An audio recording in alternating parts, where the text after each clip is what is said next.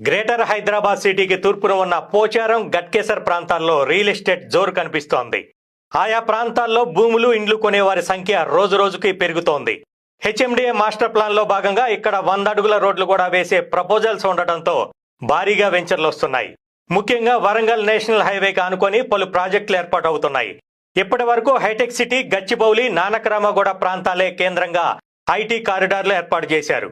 కాంగ్రెస్ సర్కార్ ఏర్పడిన తర్వాత సీఎం రేవంత్ రెడ్డి అభివృద్ధి ఒకే ప్రాంతానికి పరిమితం కాకుండా అన్ని ప్రాంతాలకు విస్తరిస్తామని ప్రకటించారు. దీంతో కొన్ని కీలక ప్రాజెక్టులను గట్కేసర్, పోచారం ప్రాంతాల్లో ఏర్పాటు చేయబోతున్నారు. ఇందులో భాగంగా ఐటీ కంపెనీలను పెద్ద ఎత్తున తీసుకురాబోతున్నట్లుగా ప్రచారం జరుగుతోంది.